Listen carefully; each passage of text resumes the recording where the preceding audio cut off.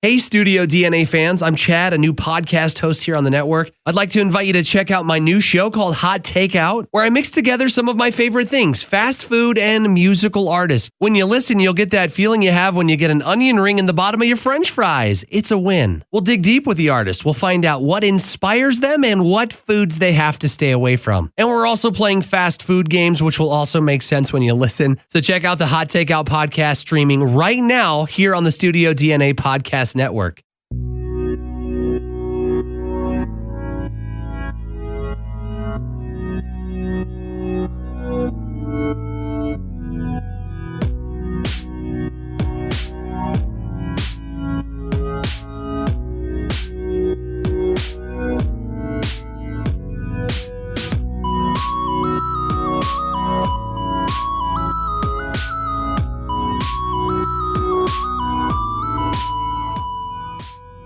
Welcome, everybody, to episode 13 of Disney Plus Reviews. I'm one of your co-hosts, Phil Sousa, and I'm here with my co-host, my good friend, and an expert at E.S.P. It's Jack Altermat. What's going on, Jack? Whenever I use my mental powers to talk to Vincent the robot, he always shoots me straight. He's a straight shooting robot with a heart of gold. Yeah, but he's very cutting with some of his remarks. And we have an awesome guest as well with us today. 2 weeks in a row with guests. I'm digging this. From the worst comic podcast ever, it's Jerry McMullen. So glad to have you on the show this week, Jerry. Thank you, guys. I'm so glad to be back. I enjoyed all of our conversations on horrible movie podcasts, and I'm anticipating that this will just be the first of multiple conversations with you guys on Disney Plus. Well, you're in the Horrible Movie Hall of Fame as a preferred guest. And honestly, this movie, I think, in my eyes, could have gone both ways. Well, and we may be able to just take this audio and just make an episode over there too. We may do a surprise episode of H&B. Drop it in there, and people will be like, "Here we go." So, I've got a couple others in the hold between Cats and Doolittle that are coming down the pipe at some point, but. Let me get into a little bit of the rigmarole, and then I want to tell the quick story. It's not a long story, a quick anecdote about how we got you on the show for this to talk about this movie. But if you're just joining us for this podcast, we are an unofficial Disney Plus podcast reviewing the most popular stuff on Disney Plus. But this week, we're kind of talking about a movie that's probably not been very popular on Disney Plus, to be honest. Probably not a lot of people got Disney Plus and then immediately went to the black hole. They just couldn't wait to watch it. They're probably going to the princess movies first. But it's definitely worth talking about for sure. We mentioned this. Jack actually kind of found this as like a hidden gem. It was like, so at the end of every episode, we do, what else are you watching on Disney Plus?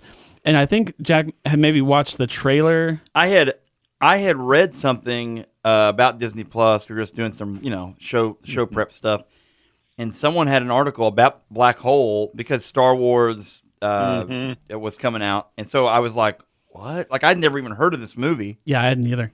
And then I started watching a little bit, watched the trailer, watched the first 20 minutes, and I told Phil about it. So. Yeah, and it's exciting. Yeah. And so Jerry, who has been listening to the show, apparently, thank you for listening. Oh yeah, absolutely, it's awesome. Immediately hit me up on Facebook and started out with a correction, which I appreciate. He said because I think we said for some reason looked something up really quickly, and we thought the movie came out in 1977. And I think that maybe the Star Wars correlation there, and this is basically Disney's reaction to Star Wars / Star Trek at the time as well. But. Yeah, we'll get into that. I'm feeling more Star Trek, honestly. But no, and I agree. But there are aspects where they're like, well, we'll talk about it. Yeah. But then Jerry hit me up and he said, "Man, if you guys talk about the black hole, you better invite me onto that show." So here's what I want to know, Jerry. What is your history with this movie? I was 3 months old when this movie came out.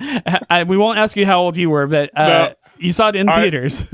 I am the only one on this call that did see it on a big screen. Oh, there's no. Yeah, I would have had no chance. I would have been paid for a ticket to get it. Admittedly, it was a trial ticket, so not full price.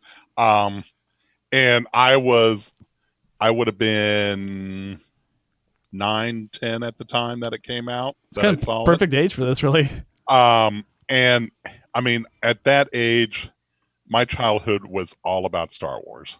Yeah. So once I saw Star Wars, I was converted, and I would latch on to anything that remotely resembled Star Wars in any way. You know, whether it was Star Trek, Battlestar Galactica, around or shortly after Black Hole, you had Buck Rogers in the 25th Century, Flash Gordon, things like that. I was latching on to anything I could find that was sci-fi related. And so when Black Hole came out, you kind of saw these trailers and it looked interesting, but it had the Disney name attached to it, and that's like the blessing of every parent. Right.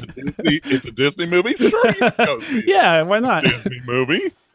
And so we went to the movie, and I think 9 or 10-year-old Jerry probably loved it to death. I was just fascinated.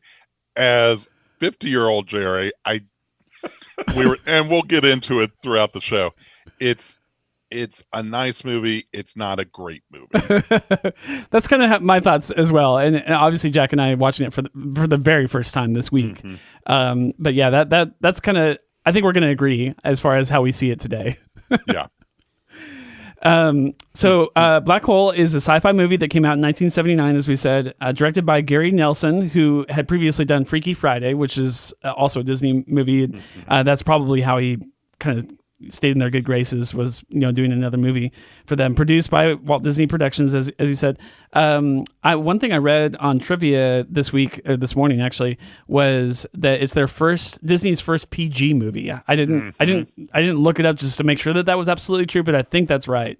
They'd only done G-rated. Wow, that's interesting to think about. Which means Freaky Friday was G, but they had done live action movies, and but this definitely pushes the limits of it's got adult themes. Not at all. It's got a little violence in it. Of course, this is PG before there even was a PG-13, but it's definitely violent. There's a lot of like blaster fire, for lack of a better word. A lot of this pew pew pew pew. But there's not blood. Like, it's not bloody. No. So I feel like it's appropriate for kids, older kids.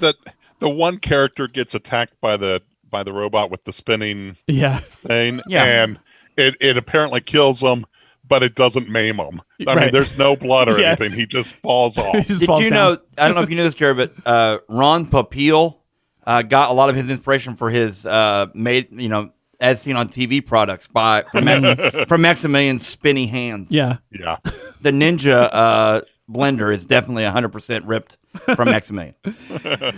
I want to read the synopsis. It's just like a little 2-sentence synopsis or 3-sentence synopsis on Disney Plus, and we'll get into discussion on it. This is what it says: the U.S.S. Cygnus, it's like a spaceship, is perched precariously at the edge of a black hole, the vast, empty nothingness where space and time ends. Anything that crosses its border enters a universe of the complete unknown. In this story of genius robots and mad humanoids, audiences take a spectacular descent into nature's ultimate mystery, the black hole. Black holes. Oh. By the way, this movie came out, and why I kind of want to talk about Star Trek a little bit, and honestly, go back and listen to the latest episode of the Worst Comic Podcast Ever, because they actually just had a great conversation with Star Trek writers, like people who have written for Star Trek properties, which is crazy. Dayton Ward and Kevin Dillmore, they're local Kansas City writers that have done a lot of Star Trek writing credits across all the different platforms, whether it's original series, Next Generation, Discovery, you name it, they've done it. And Dayton has this book coming out, and it'll be available at Planet Comic-Con. Cool. Called Kirk Fu, which is weird. What? The illustrated guide to fighting like Captain Kirk. Oh, okay. Oh, that sounds great. That's cool. And I'm telling everyone, you need to go see Dayton at Planet Comic-Con and pick up this book from them. Absolutely. Awesome. Yeah, I will definitely check that out. I'm a big fan of the original series, so I would be all about that. I'm a big fan of it, Star Wars. There's got to be a, like a double slap on the head attack move, karate chop to the neck. Anyway, so back to what I was saying. This movie came out 2 weeks after Star Trek: The Motion Picture, the first Star Trek 1. 2 weeks. You could go see these movies back to back in the theater. Very interesting. I don't know. Yeah. I looked up some of the numbers. Star Trek ate this movie's lunch, apparently. So this movie had a $20 million budget, $35 million box office. So it, essentially broke even, maybe a few dollars. Star Trek: The Motion Picture had a $46 million budget, so twice the budget of this, and it shows. The box office was $139 million. So most people were.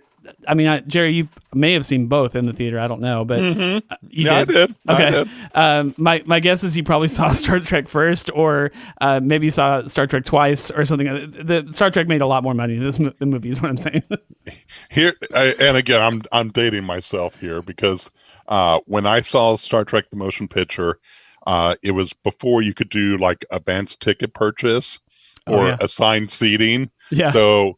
That's long before that. Yeah, long before that. So, and of course, Star Trek: The Motion Picture, obviously not a Disney movie. So, Mom and Dad were a little leery about me going to see that. So, Dad had to take me to see it. And as I recall, it came out in early December, and we lived in Omaha at the time. And at that point, you had to wait in line to buy your tickets until the screening ended, and then the next one would open up. So we were standing outside in December waiting to buy tickets, and some idiot in a car crashed into a pole, knocked out the power in the block. So we had to stand outside like an extra 2 hours. Oh my goodness. And that's how I always tell people that I know that my dad loves me, is that he stood outside in December for 2 hours to buy tickets to a Star Trek movie he didn't want to see, but his son wanted to see it. That is awesome. That's awesome. Yeah. I definitely would much rather go back and watch Star Trek: The Motion Picture than this one, although I am glad that I saw this movie. I will say that. Yeah. What are you guys' overall feelings on the movie? I guess we'll start with you, Jack. How do you feel about the movie as a whole? I feel like my favorite aspect of the movie is the set, like the set design and how shiny things are. Because I feel like space movies at the time, like Space Odyssey, 2001: Space Odyssey, like why it was so cutting edge when it came out, which was like 1969. Is that when it came out? Yes. So like they knew, look, it's space, it's futuristic. Let's make it shiny. We can't wow you with actual special effects, but we can wow you with set design of shininess. And so this movie kind of takes a piece out, like a cue from that, and that aspect of it. The black hole itself, I kind of be interested to see how they even made that, because in 1979, I mean, there is no CGI, so like the black hole itself looked kind of cool. And that may have been some sort of, they went back in and remastered or something. I don't know. But that's probably my favorite aspect of it. I feel like some of the acting was stiff at times, and I also feel like some of his overacting. And then I laugh at just some of the trope things that the main bad guy does. But I love it. I mean, it's still, man, it's fun. It was fun to watch. I would tell anyone they need to watch it because it's just like silly stuff and overacting and Are they cyborgs, or is this necromancy is the question. Cyborgs or I'm not sure which we've got. I think cyborgs, but they're never really sure. But anyway, that's for later in the show, I guess. Maybe. Yeah, that's the question. Let's mention the cast real quick, and then I want to get Jerry's thoughts. But starring Maximilian Schell, who's the bad guy in this one. Which, by the way, I feel like I have a take on his situation. Yeah. And it may vary from what the movie was trying to portray. Go ahead. The main robot, the main bad robot in this one, thanks bad for J.J. Abrams, is this massive red robot named Maximilian. And apparently they had his name picked out before they cast anyone, which is that's a crazy coincidence. But Maximilian Schell, bosses around Maximilian, like in this movie. It's really weird. Anyway, Anthony Perkins, who probably is best known for playing Norman Bates in the original Psycho movie, but I mean that movie came out almost 20 years before this movie came out. Robert Forster, who's been a supporting character in a bunch of stuff that you've seen. You've seen him on screen. Once you see him in this movie, you're like, oh yeah, that's a younger version of an actor I've seen before. And he just passed away a couple of weeks ago. Oh, I didn't know that. Wow. Yeah. I guess so. Wow, that's interesting because I know that they were talking about. So he's been in Breaking Bad. Like I guess he was kind of a favorite character in Breaking Bad, which I've not seen that show, but I know everyone tells me to watch it. But and he also starred in El Camino, which is that movie follow up. And I think they were talking about doing bringing his character into the 5th season of Better Call Saul. But maybe that won't happen now, unless they already shot that. But I don't know. I'm a huge fan of Better Call Saul. It's a I great love show. Bob Odenkirk. Man, it's a great show. His delivery is perfect. It's one of those shows where I put the phone down. I'm not looking at it while I'm watching it. I am so focused on that show at all times. Mhm. It is hands down one of my favorite shows when it's on the air, and new season's coming up in a couple of weeks. So. Yeah. Anthony Perkins and Robert Forster kind of taking the lead roles from the good side of the equation, and of course Maximilian Schell being the bad guy. Jerry, what are your overall thoughts on the movie? First of all, you got to mention Ernest Borgnine. Yeah, my gosh, Ernest Borgnine, man, like with that cheesy mustache, Airwolf, and this Ernest Borgnine can only play Ernest Borgnine in things. Like there's just no debate about that. The other two things was the voice actors between Roddy McDowall as Vincent, and I'm telling you right now, personal favorite Slim Pickens as old Bob, old B.O.B. Uncredited, by the way. They don't show up in the credits in any way, which is so weird. But voice acting back then it was like nothing. Yeah. I mean, I'd like to know what they even got paid.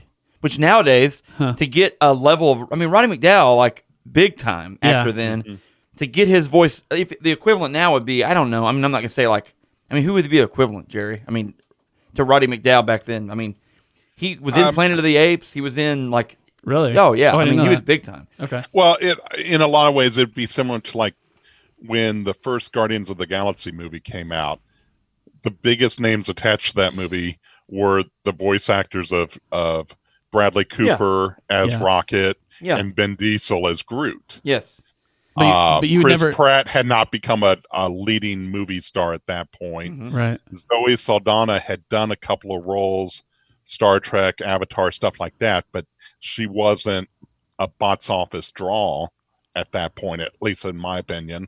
And the wrestler that played Batista. Drax. Yeah. I mean, Dave that was his first acting role. So, I mean, if any actors were drawing you in, it was those voice actors at that point. Which is, I mean, and this is like such a shift from that too.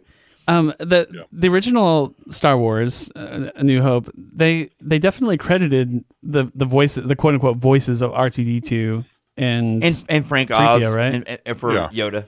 Yeah, but it's just and in a lot of, but in Star Wars, to that defense, so Anthony Daniels and Kenny Baker were actually in the droid suits in those movies. Okay.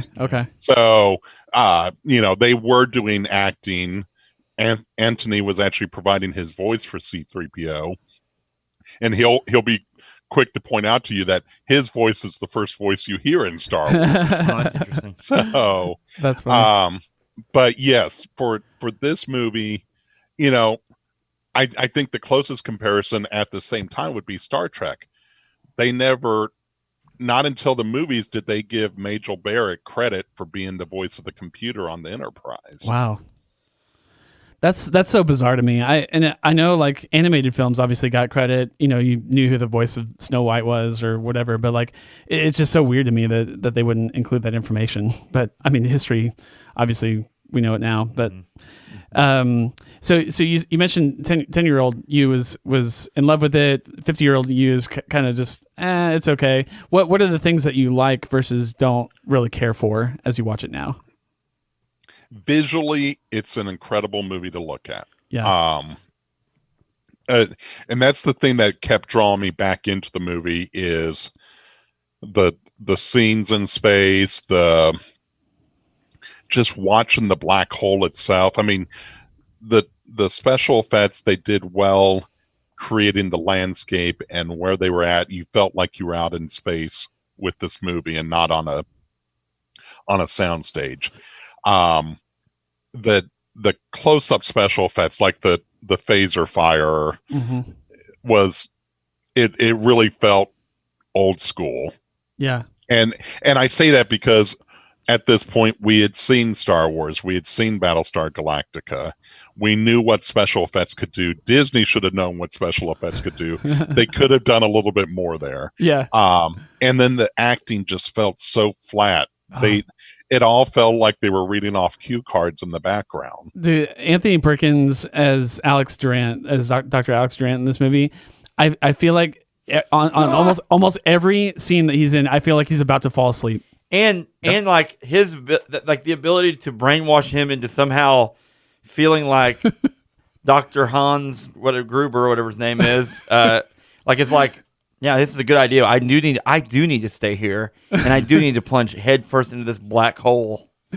Yeah, it looked like he literally just woke up right before the scene.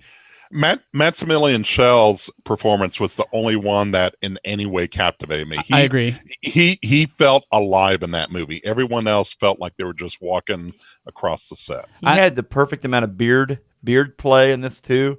He had the right beard for this job. And I feel like that can't be left off. I couldn't agree more. He was my favorite character for sure. And just his line delivery and his sinisterness, I bought every second of it. Like he was really, really good. On the flip side, the girl that played Kate. Oh my god! Woof. Like I don't know that I've seen her in other things. Maybe I have, like as a background character. And this movie came out in the 70s, and I don't know how much play she got after this movie. I don't know, but maybe she did. But it was so hard to watch her on screen. The way that she felt like she was just literally just delivering a line that just like you would read it off of a page. It was so bad.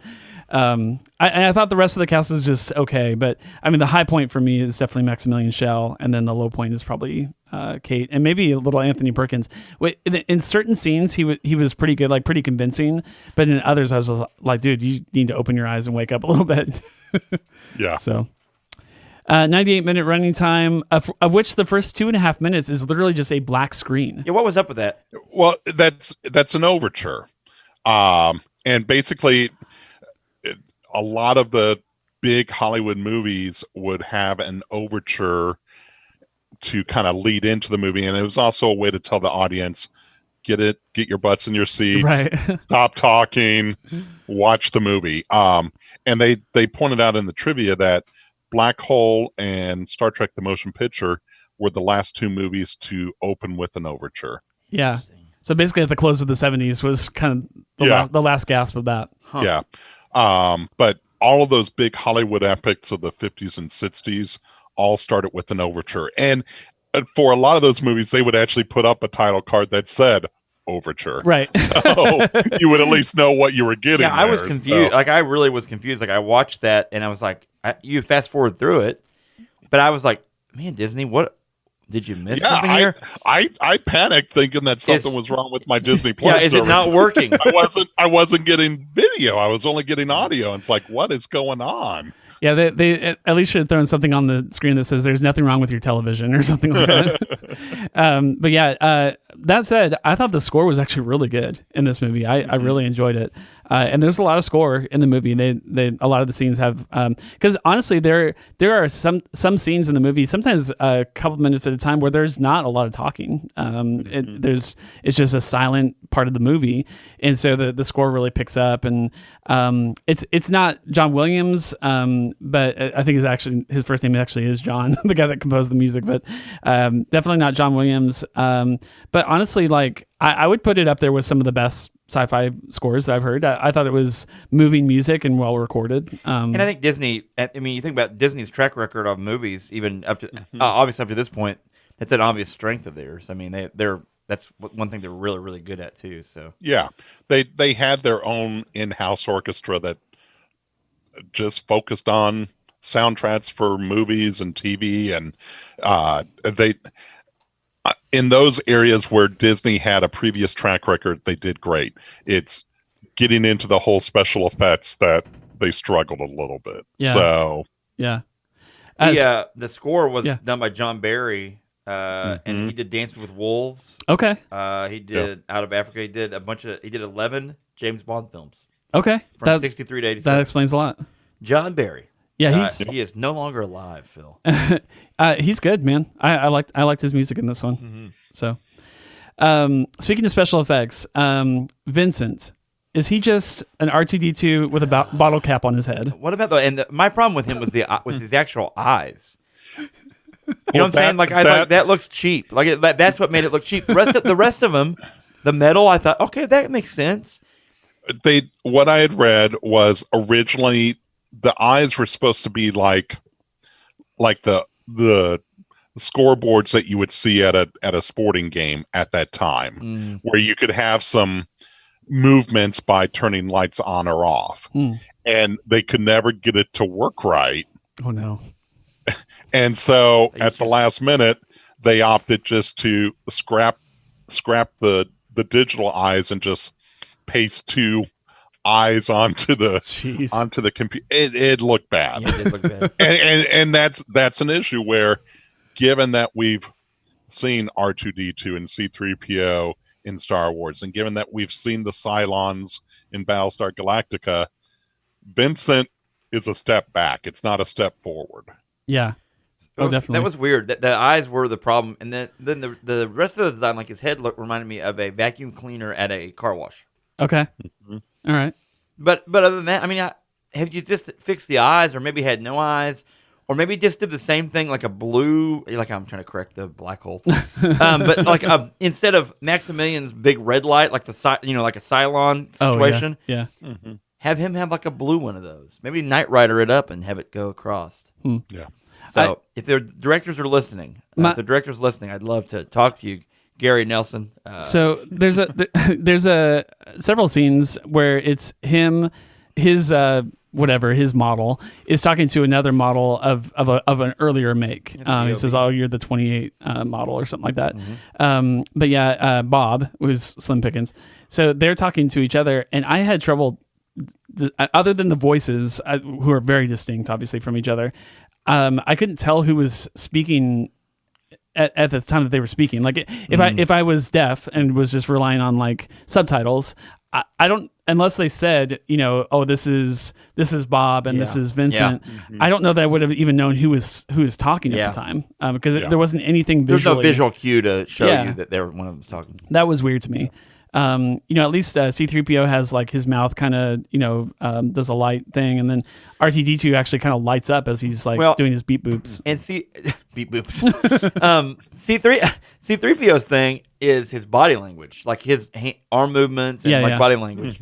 And like you said, R2-D2 kind of, he moves around too, and beeps and boops as you use the term you use. Yeah. Beep boops. And then this one just kind of sits there like it's very static. And those cardboard eyes that they pasted on there. It's interesting you mentioned the word cardboard. I really want to know what they made V.I.N.CENT out of, because to me there are parts of him that actually look like literal cardboard with paint on the top. Maybe a little bit of plastic, hard plastic. Yeah. Compare that to anything else, and I'm not even talking Star Wars. Just anything else that was robotic at that time. What's the name of the guy that stays back at the very beginning of the mission but ends up being escorted onto the ship? What's the guy's Charlie, I think. What's the actor's name or the character's name? Well, it's Charlie, Joseph right? Bottoms is the actor. And he played. What's the name of his character? Lieutenant Charles Pfizer. Charlie. So Charlie. What's really funny about Charlie, like Charlie's overacting. Made me laugh so much whenever V.I.N.CENT went out. He's like, and what's her face? Kate McRae. He's like, oh, the tether broke when he's outside the ship as they're trying to land or trying to fix the the panel that broke or whatever. Yeah. And then Charlie Pfizer's like, he's one of us. He's one of us. Why? We've got to get him out. It's like, golly, man. We love him too. Yeah, we all got love V.I.N.CENT. We've all got a little soft spot for V.I.N.CENT. Anyway. So they're part of this ship called the Palomino. They find the Cygnus, and it's basically parked right outside of a black hole. And it's not getting sucked in. They mentioned that many times during the movie that this thing swallows light. It can swallow suns. It's massive. Its gravitational pull is the most powerful force in the universe. And yet the Cygnus is not being sucked in. And they kind of explain. They don't really fully explain it, but they at least address it later when they meet Reinhardt. But they approach the thing. They get into its its wake, so to speak, and all of a sudden they're like in the eye of a hurricane. Like there's no more gravitational pull on the ship, but then they go too far and then they start getting sucked in. That's when what you just said happens, where the black hole is literally pulling pieces of the ship off, like it's ripping apart the ship, a minute at a time. And they're just frantically trying to patch it up and get back to the Cygnus where they can kind of be safe again. By that point, by the time they actually get to the Cygnus, their ship is so damaged that there's no way they're getting out of this safely without getting repairs, like parts to repair their ship. And so that kind of necessitates their having to go onto the Cygnus, not just because they want to do a fact-finding mission, which they say that's their whole mission, is to find. It's very Star Trek, very new life and new civilizations. Yeah, and then the fact that they're going onto this ghost ship, it looks like at first, it is a very Star Trek. It's like a weekly episode Star Trek situation. Next Generation has done this kind of thing. The original series did it a lot. So, heck, all of them. Voyager has done this. Enterprise have all done like this. Since then. There was a lot of just walking around. Oh, yeah. And yes, if you've ever watched like the original Doctor Who from the 1960s, absolutely, yes, okay, they would have these 20-30-minute episodes, and half the episodes would be the characters walking from one side of the screen to the other, one side of the screen to the other, because they could never park their ship close. And it's like, especially if this is taking place in the future, couldn't you at least be able to dock your ship a little closer to where everything's going on? Why do you have to explore this whole ship? Why do you have to show us exploring this whole ship? Well, they had to have the what was the little sled thing that they had to ride? Oh yeah, it's like a toboggan. Yeah, almost. toboggan. The Jamaican bobsled team would have loved the sled. That said, I agree with Jerry. I did love the expanse of the inside of that ship. Was and they awesome. did make it. Yeah, you're right. The perception of our perception was made. This is a huge, gigantic ship. They did a good job of that set design. Some soundstage somewhere in L.A. Wouldn't you say? Is that right? Yeah, I'm sure it's some kind of not CGI, but like a blue screen kind of doctored background type of thing. But it looked legit, especially for the time. I thought it looked really good. Jerry.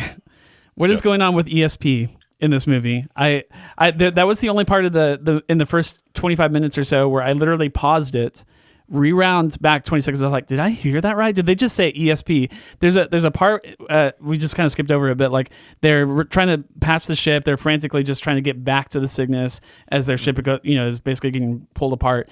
And Vincent is on the outside of the ship. He's the only one that can repair from the outside. So he goes out there, and Kate starts communicating with him. They say, use your ESP, and she talks to him, basically like a radio communication, like Aquaman to a fish. Yeah, echolocation. And then that actually comes up later in the movie too, where she can communicate with this robot from a long distance. What is going on there? Did that throw you as a kid? Did you just buy straight into it? It was super weird. I'm guessing that 10-year-old Jerry, it probably flew right over his head, and I did not think twice about it. I think as adults in my age, 50 now, I'm looking at it and it's like there were maybe scenes that were cut that might have fully explained this. Yeah.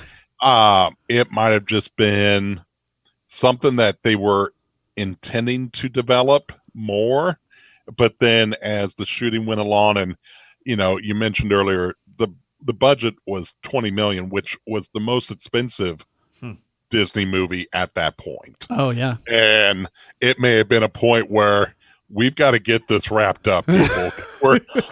we're burning money on this, Find a way to end the movie as quickly as possible, which they kind of did. Yeah. But that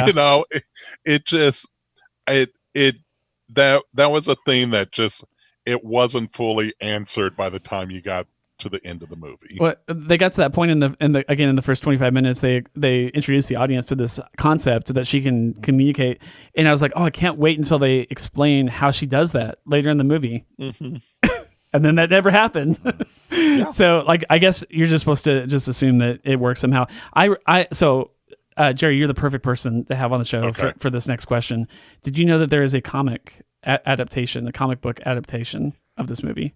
Yes, I think I had it for a while as a kid. Oh, really?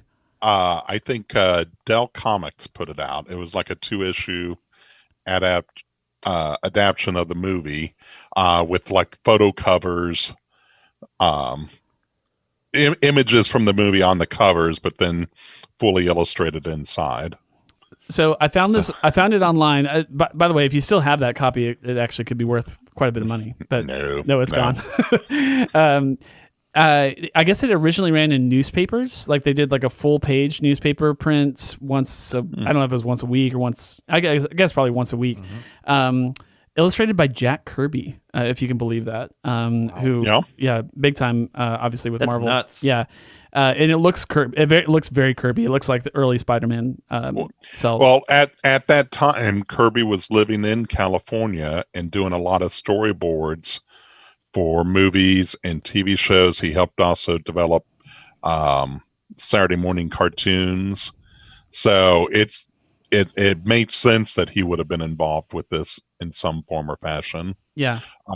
If you ever saw the movie Argo, the storyboards in the movie were created by Kirby. Wow, cool. That's awesome. Well, I mean, he was actually involved in that project. Wow, that's awesome. So, obviously, one of the great illustrators ever for comics. But I actually read most of it. I found it online. Like someone just had like a bunch of scans of it or whatever.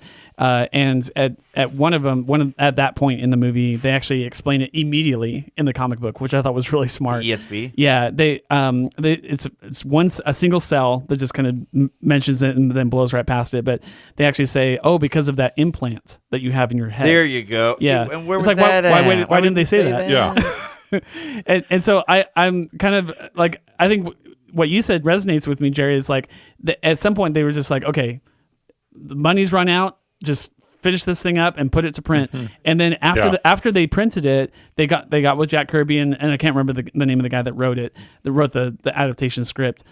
They got with these guys and said, oh, by the way, when you do the comic, can you explain what E.S.P. is? But also it may have been in the original script that was given to the art team to develop, because you saw that same thing with Marvel Comics in their Star Wars adaptation in 1977. I mean, the Roy Thomas and Howard Chaykin and Archie Goodwin were working off like the 1975 script of Star Wars before it was finally tuned. So if you read the comic book adaptation, there's a whole scene with Biggs on Tatooine. Wow.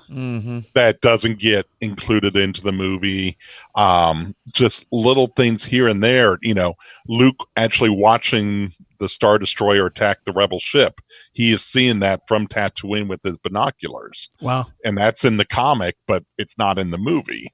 So it may have been that mention of the implant was in the original script. Maybe it was filmed and cut. Maybe it was never filmed. Who knows? Right. Yeah, it's so. I mean, obviously, audiences in 2020 want to know like the backstory or the reason for that. Maybe that was different back then. I don't know. I just thought that was a really interesting thing. Well, let me throw this one out to you because 2 weeks ago, Black Hole actually surfaced in stories online that Disney is considering a remake of this. Oh, really? Because Disney remakes everything because it helps extend the copyrights that they have on those product lines. So they're in discussions to maybe do a remake of Black Hole live action, and they're even trying to talk to someone like Tim Burton to direct it. Wow, that would be interesting. I especially the ending of this movie seems very akin to what Tim Burton might do.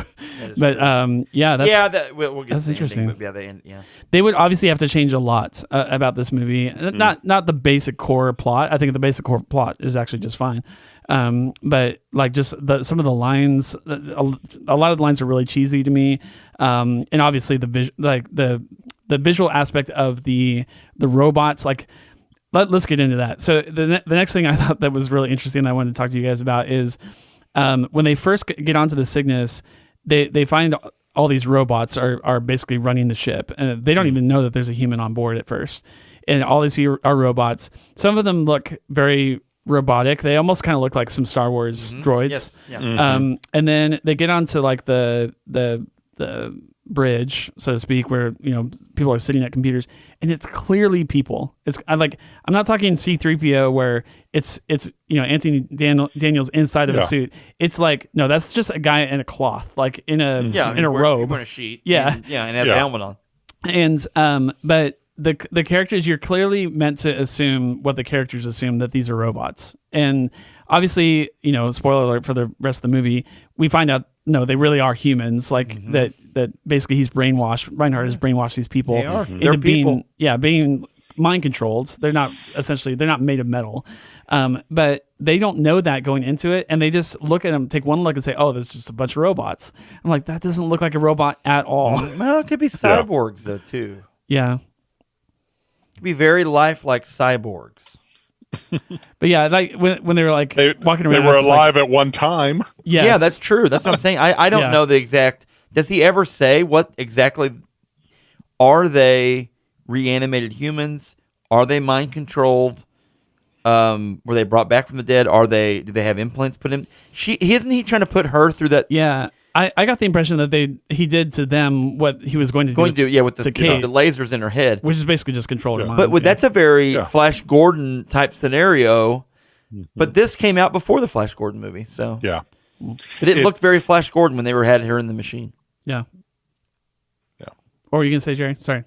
I think it was just Reinhardt's attempt to, take over the crew so he can do whatever he wants. He had his own plan, and it may have gone against the orders that they were working under. So, we'll get the crew to follow my lead. Yeah. So they walk in, or else. Yeah, you will. There's a little bit of a connection between Kate and this ship, and the fact that her father was on the ship, and so she immediately is like, "Hey, is Dr. McCrae here? My father." And Frank is what I think is his first name. So is Frank here? And he says, "I'm sorry, Kate, but your father's gone. He didn't make it. We were hit by asteroids. He stayed behind. He stayed behind." Yes. You know what I'm saying? Basically, he says that everyone abandoned ship. Like they got hit by meteorites, and the ship was immediately recalled back to Earth, and everyone decided to go except for him. He's like, I'm the captain. I'm going to stay with the ship, and he doesn't really explain much about that, and it becomes obvious why later why he doesn't talk much about it. But and he actually says that Frank also stayed behind, but then he didn't make it, and he doesn't. Again, talk about that very often, very much, and then moves on. She accepts this. Yeah, she just goes with really it. Funny to me. Okay, my father's dead then. Right. And then obviously later in the movie we find out that was all a ruse. That they actually tried to mutiny him. So Reinhardt was always the captain, and the crew was basically going to say, "Hey, we're going to take over. We're going back to Earth." And Reinhardt's like, "No, we got to explore this black hole." We're like, "We're not doing that." So that basically there's like this standoff, and in that standoff, Frank is kind of their leader, the mutiny leader, and he actually gets killed by Reinhardt. And then this is not explained in the movie, but somehow he's able to overpower the entire other crew. humans. Yeah. Which could easily rise up against one human. Somehow he overpowers all of them. Robot. Maybe he made the robots. Maybe Maximilian chopped them all up. If Disney does a remake, I would. That is one of the biggest questions I would like to see them answer. Is and actually show it in flashbacks. How in the world he managed to overpower his entire crew of it's a massive ship. How many people run this ship? Hundreds of people. One human ends up. So I would like to see them do something where he releases a chemical mist through the ship, or that he's immune to. I like how you need an explanation. I want to know how did this actually occur? How did he actually pull this off? But there's a lot of unanswered questions as you watch this movie. The more I think about it, the more I would love to see a remake of this movie. I would too, because I think it can be done much better. And I know you guys a couple weeks ago you were talking about Aladdin and the Disney trend for remaking or taking the animated movies, making them live action. so many times these remakes don't improve on the original. Right. Any remake of the Black Hole will improve on the original. There's no chance of it not improving. Well, you could almost go the opposite direction and make the Black Hole an animated movie. Oh, I would watch that. And go the opposite direction, and, totally actually, watch it would be a lot more controllable. Like, it would be a lot. I'm not saying it would be easier to make because the animation's a whole other thing, but I'm saying how about that? It'd be more controllable. How about Disney's new trend of taking live action old movies and animating them? Yeah, and make it better. I never even thought about that. And Disney, if you're listening, Phil needs an explanation on. I do. On how Dr. Hans was able to, incapacitate all these people to take them over and, turn them into his druids. The one thing I did like about Dr. Durant, Alex, in this movie is that you would think that the entire crew would be like, you're a crazy person. We're not listening to anything you say. We're out of here as soon as we fix our ship. But Alex, actually, the way that they wrote Alex is he buys in. Like, he's fascinated by Dr. Reinhardt and says, take me with you. I'd be interested in going into the black hole. I'd love to be torn to bits in this black hole. Yeah. I guess he's the scientist. He's the scientist part of the crew. Their crew is, kind of typical fare for sci-fi movies where like everyone has a different role. And I think he's the scientist role on it. So he's very fascinated with the science of the black hole. He's definitely Dr. Smith from Lost in Space. There is no doubt that he is Dr. Smith on this. And, but the rest of the crew is skeptical. One of Harry, the older guy, he finds a huge garden full of food. He's like, "Who's all this food for?" Oh, this is for one, for me. One of them starts limping. He's like, "Well, that's kind of a weird thing for a robot to do, to start limping." All these little clues are like, okay, something's not quite right here. And then we see Vincent join the other robots for a game of skeet shooting. Yeah, that was definitely a weird. Now listen, Vincent, hang out here with these little friends. You'll have fun with them. They seem like nice robots. Give these robots a chance. And he just does it, which is really weird. Yeah. And old Bob is in there hanging out with them. It's kind of funny. I guess that even helped prove that those weren't always that they were like humans converted. Oh yeah, because that's a good point. Their aim is completely off most of the time. Right. I mean, they're like stormtroopers. Yeah, it very much is stormtroopers, except for Captain Star. Except for Star, yeah, which I like. He's kind of Phasma. Like he's kind of like Captain Phasma, where he was the second command, and now we've just kind of. And they have this brief brief comment that Bob says where he's like, "Oh, he used to be the top dog around here until Maximilian Max took over." And it's like, okay, that doesn't really help the plot at all. But thanks for that information, I guess. But yeah, he's the top dog. He's the top skeet shooter, as they call him. And Bob has this little quick story about how he challenged him and won, like beat him. And then that's why he's all deformed. I think he got mashed. He gets mad because of Star beat him out.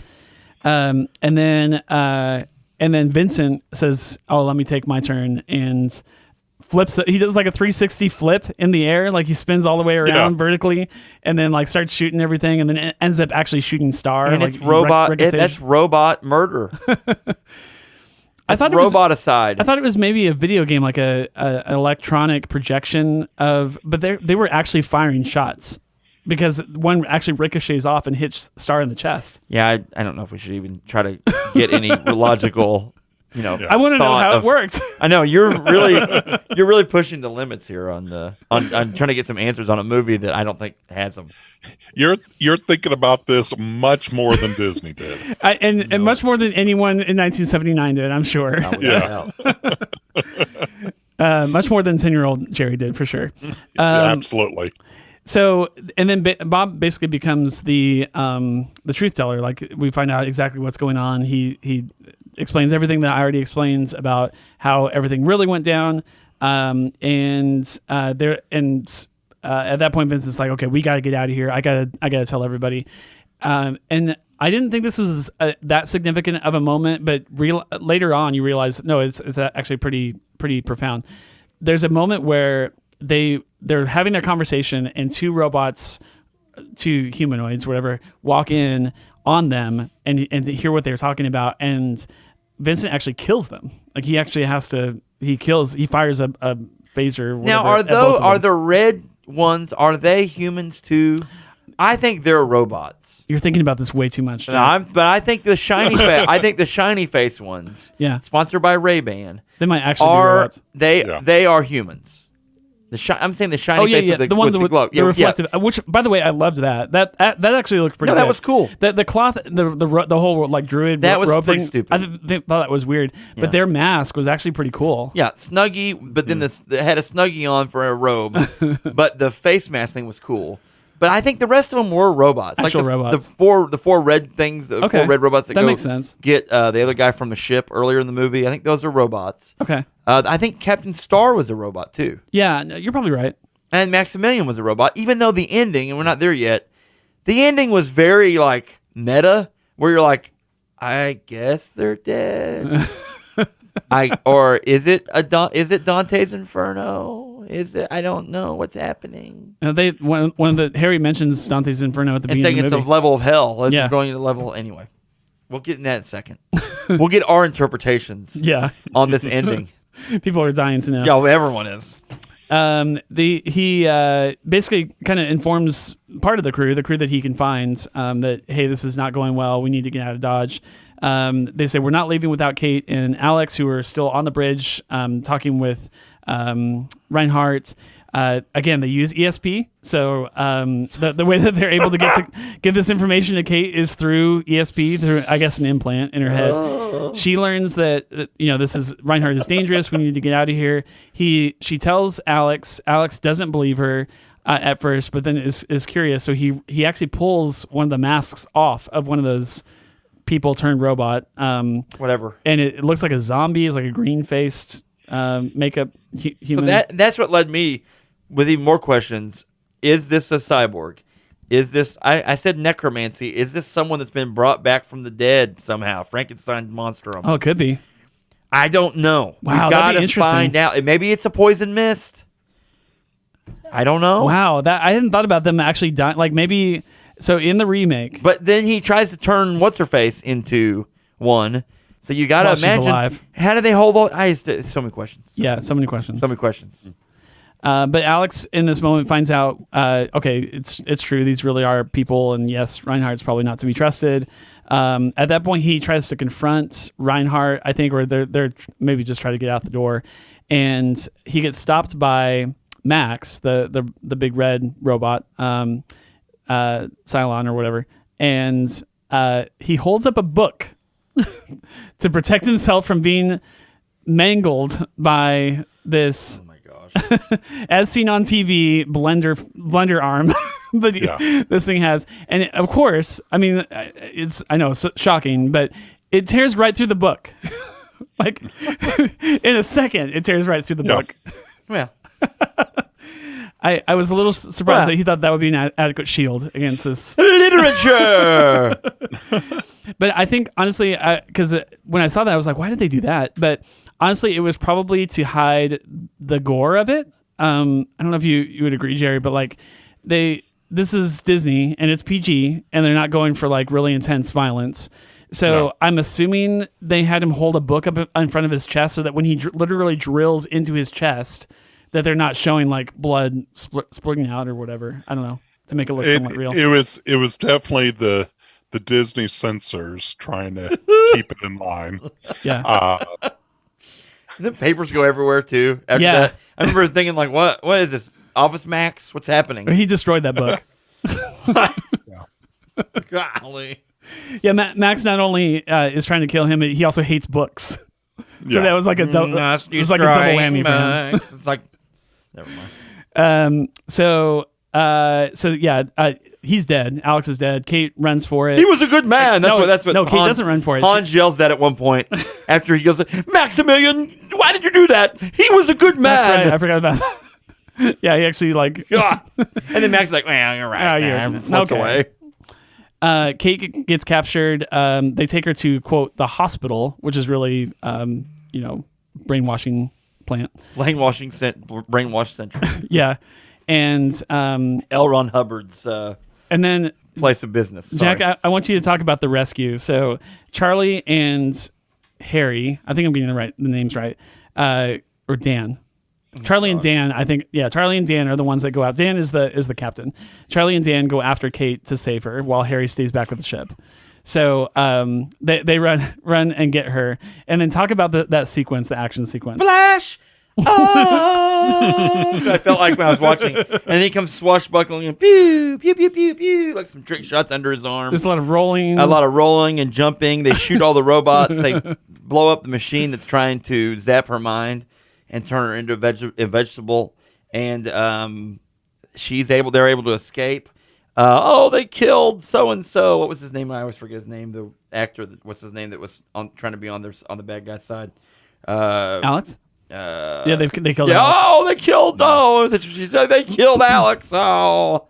And so basically they're like, Reinhardt's evil. We've got to get out of here. The robots are people. Soylent Green is made of people. Yeah, and there's actually a moment where they say, "Oh, well, we should save the people then. Like, we should get everyone out of here." And they're like, and I think Vince or Bob maybe says that they're way past saving. They're too far gone. Yeah, there's no way.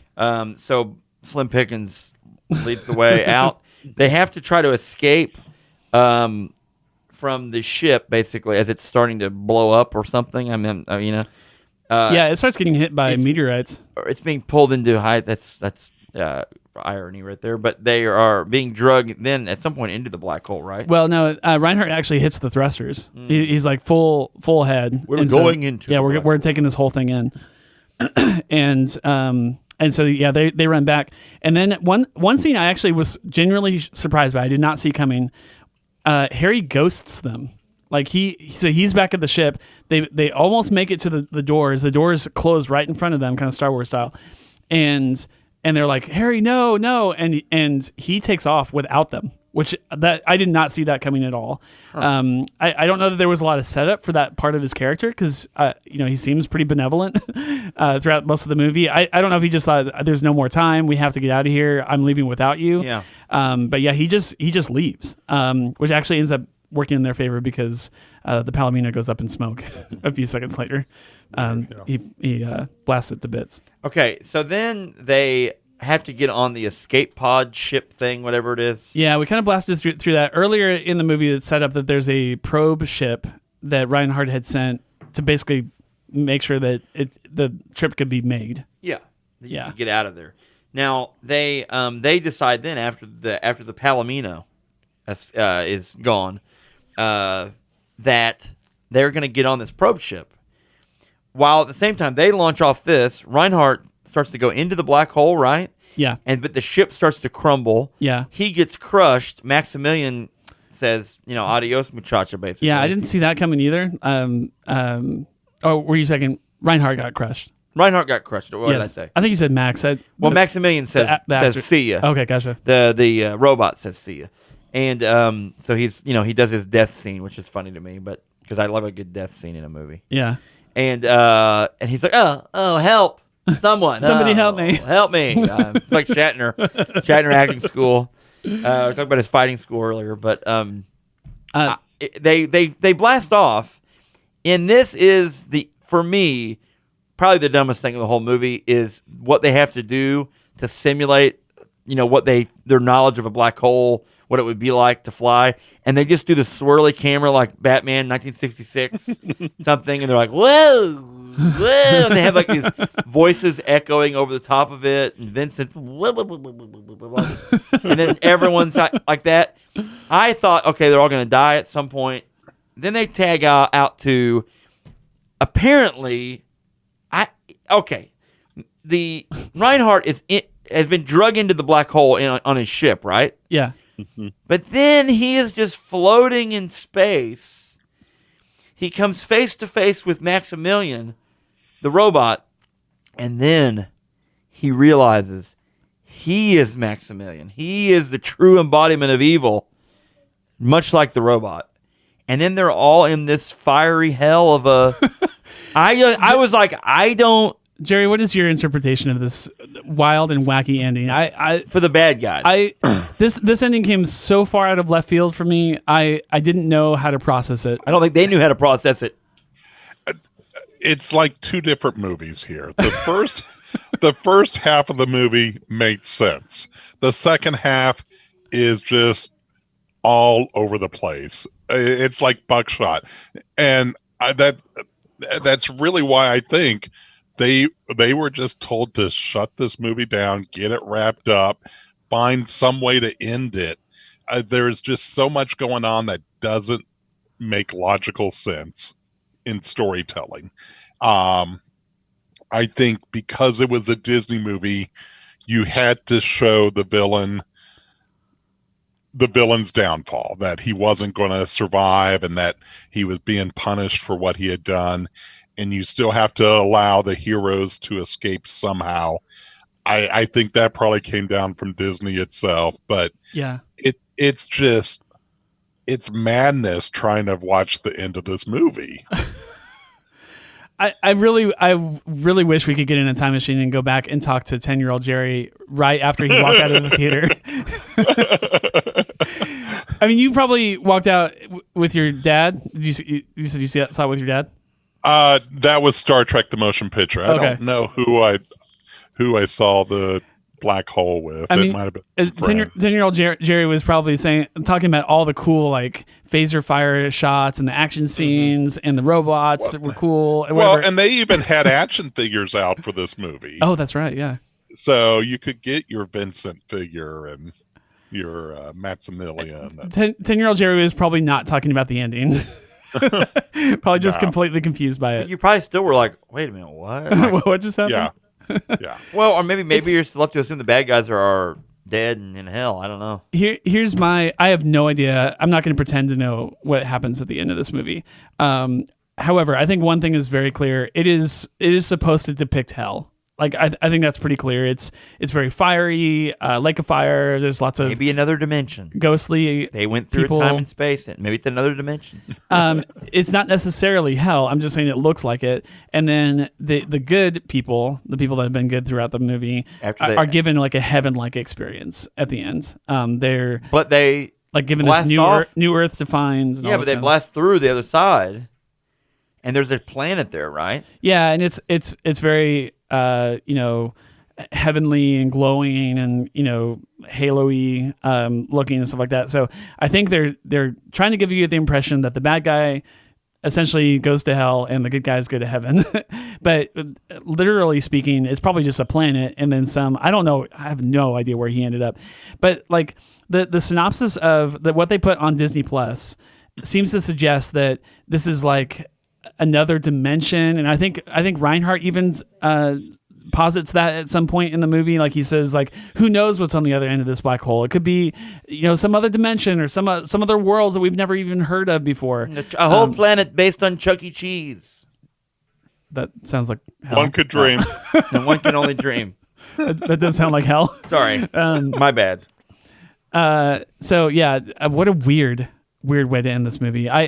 I honestly had my doubts whether you would see anybody go through the black hole. And yet throughout, as Jerry was saying, throughout the entire movie, you're looking for the payoff of what's on the other side. Like if you go through the black hole, what is this movie trying to tell us about what a black hole is? And so when they finally went in, I was like, okay, yes, they're going to do it. They're going to do it. This is where we see what's on the other side. Oh, it's this. I don't know what this is. Yeah. Roll credits. And it didn't even it just did nothing. So it reminds me a lot of the ending to 2001: A Space Odyssey. You're left in that I think it was leaving a lot of it up to the individual to decide what happens. How did this end? Yeah. What is your take on it? So was that Contact? The movie Contact kind of is a similar thing too. Yeah. You're like, what? Yeah. While you guys were talking, I was looking this up. The Black Hole was nominated for 2 Oscars. Wow. And I want to read the categories, and then I want to read the competition they were up against. Okay, please do.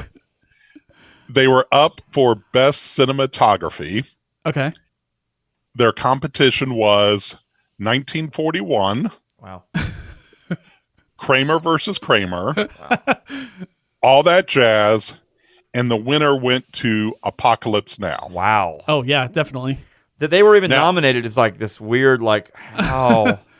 Now, this is the one that gets me.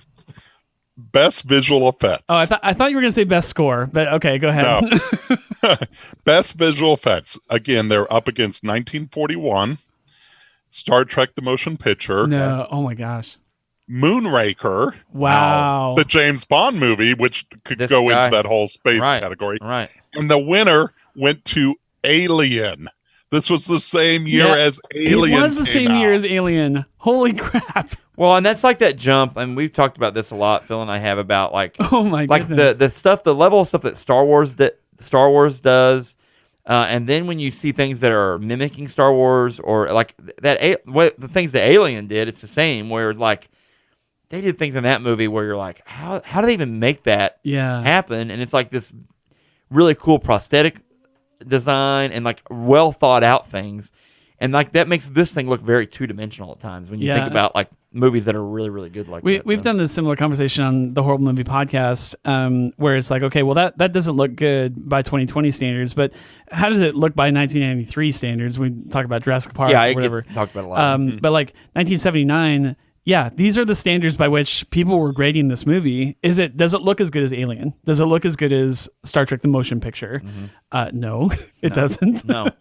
and like you said, the fact that it was even nominated is Well, obviously that was the expectation that it needs to look that good. Then, if it's literally being nominated for awards, it's really weird. Then this movie's. Here's another kicker that'll. was it nominated for any Razzies? Yeah, Ish. We talked at the beginning of the movie. This movie had an estimated $20 million budget. Yeah. Star Wars: A New Hope had an $11 million budget. Oh my gosh.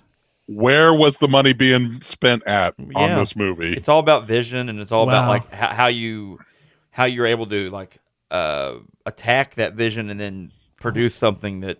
11 million. Yeah. 2 years later, they doubled the budget almost of A New Hope. But they made, think about that, Half like, the movie. $11 million budget. What did the first Star Wars make at the box office? Oh, it killed, I'm sure. 1.5 million opening weekend. Gross in the U.S. was roughly 461 million. There you go. Oh, geez. And worldwide was 775 million. So, I mean, look, what an investment. I mean, you couldn't even... Yeah. An investment like that is like... That'll never happen again. Well, I mean, I don't know, maybe if we can ever get that Pluto Nash remake. Make a movie for 11 million and then get 700 million in return. So yeah, that's pretty much the movie as far as how it goes. I felt like the sets were impressive. I thought the robots themselves, I mean, and even taking into account that some of them were human, I thought they looked kind of cheesy and kind of fake. The E.S.P thing was really weird. I thought the acting wasn't that great for the most part. The plot. What really interests me, I'm really intrigued to see if they actually do a remake of this. Why I think a remake would be really good is that the basic premise for this movie and the way that the plot plays out is not bad. You know, I actually like the structure of it. Have you guys ever seen Event Horizon? Mm-mm. I think so. Okay, basically Event Horizon took this and then ratcheted it up and turned it into a space horror movie. Mm-hmm. I'm telling you right now, I love Event Horizon. Like it is one of my it's probably my favorite horror movie because I'm not a big horror movie fan. But like as far as space genre stuff, man, it's awesome. And it gets Sam Neill's in it. Who else am I leaving out? There's a couple other known actors that are in it. It's good. It's pretty fun. Like hide the kids on that one, but it's good. Go watch that. Well done. I'm glad I saw this movie once. I almost certainly will never watch it again. Although if a remake came out, I would be super hyped for it. And let me put this plug out there. If you can find, I found it pretty easily just Googling it. If you can find the graphic novel that Jack Kirby illustrated, read that because I think it's infinitely better than watching the movie. So they explain some things that they don't explain in the movie, and there's some extra little scenes here and there. They do change a couple things, like there's not any violence of any kind in the comic book. No one gets their chest carved up or anything like that. But and I think I haven't got to the last page, but I think in the last page I read that the weird melding of Maximilian robot and Reinhardt human into one. item. I don't know how to describe that one entity. I guess is completely omitted from the comic book, which tells you everything you need to know about how Disney felt about that. So very interesting. Jerry, have you been watching anything on Disney Plus besides the Black Hole? Well, obviously I watched Mandalorian. Yeah, absolutely. My daughter's been watching more of the Disney Plus than I have. But we did sit down last night and tried to start watching the new Aladdin remake. Oh yeah. So, had you seen it? I had not seen it. Okay. I had listened to your podcast, so I kind of knew what I was getting into with it. Right. And we only got about halfway through it because my daughter's almost a teenager, and when her friends call, that takes more priority. There you go. Absolutely. As far as other platforms, I know you're Disney Plus, but it's fine. Over on Amazon Prime, my wife and I have been watching the Marvelous Mrs. Maisel. Okay. That's really funny show. And then over on DC Universe, I've been trying to watch the Harley Quinn animated series. Cool. How's that? And, I'm not going to watch it with my kids. Yeah. Hi, the kids. But it is a funny show. Cool. I like that this version of Harley Quinn is out there in an animated form. Cool. It's cool. Very cool. Jack, have you been watching anything of note? Just the normal stuff. I mean, I've started to go back and watch some of the Clone Wars stuff just to prep for when we start when that show drops again. It's just like it's just got so many Google. What am I saying? Gosh, Google Plus. I almost said Google Plus. That was really weird. Disney has a lot of cool stuff on it. Like it's just like this weird, like you can flip on there. Miller watches a lot of stuff on there too. So. I've been watching the Clone Wars, of course. I need to speed up. I'm still actually trying to get through season 2. Yeah, you've got a lot of work to do. Yeah, sir. I need to speed up. I need to start watching like 5 episodes a night. But I did just watch, in the middle of season 2, there's a really fascinating couple of episodes where there's like these worm-type creatures that go, it's very Star Trek style, but they... if you've seen the Wrath of Khan, it's kind of like this thing goes into its nostrils and mind controls this person. And I guess that sets up Order 66. I haven't seen it all the way through, but I was very fascinated by that episode. I thought it was really well done. Have you watched any of the Clone Wars animated stuff, Jared? Did you already say that? I have watched it previously.